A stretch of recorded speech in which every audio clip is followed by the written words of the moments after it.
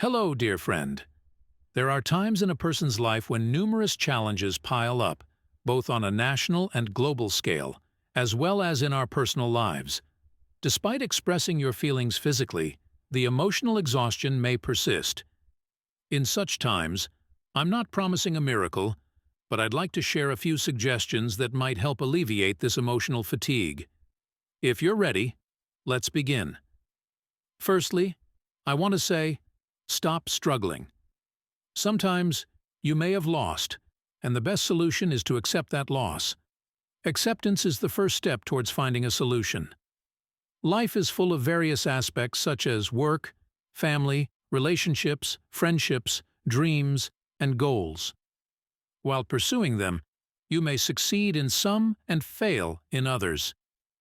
Even when things seem to be going well, they can suddenly take a turn for the worse, leading to a sense of overwhelm and helplessness.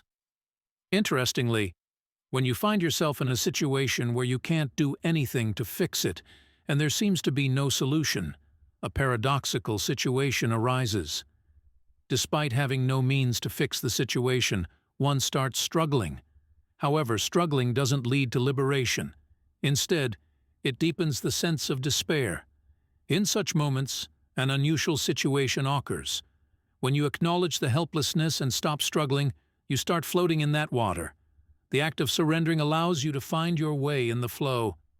Now, after this initial acceptance, as you float, you begin to discover the right things within that flow. However, if you keep struggling, you won't have the time or peace of mind to think or relax. Remember, reminding yourself of this can be powerful. Another important point is that our minds can get cluttered, especially during challenging times. There might be unfinished tasks, work-related issues, national concerns, personal problems, and more. Trying to solve everything at once while hopping from one thing to another can be overwhelming.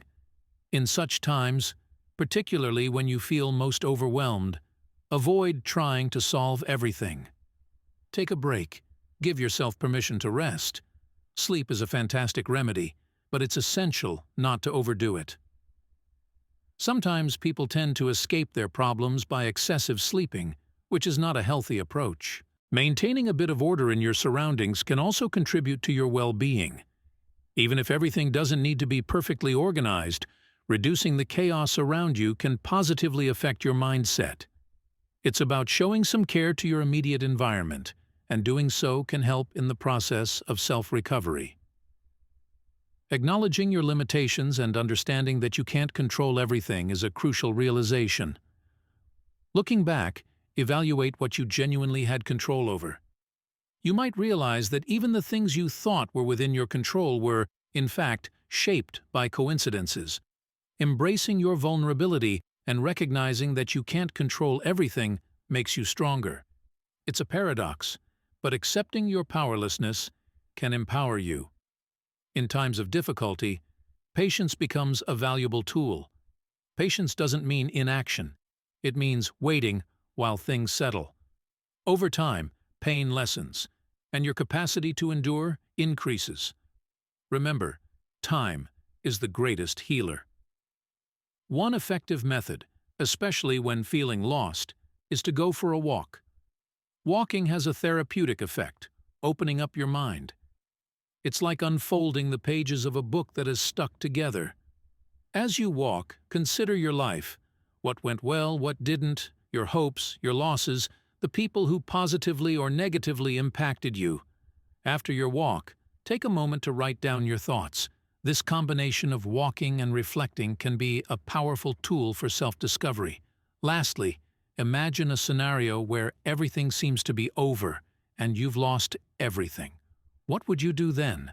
The fear of losing often hinders us. Resetting, starting from zero, is not a tragedy. It's an opportunity. Everyone experiences such phases, and they can lead to personal growth. In conclusion, these suggestions won't work miracles, but they may assist you in gradually recovering. Thank you for listening, dear friend. Take good care of yourself. Until we meet again, farewell.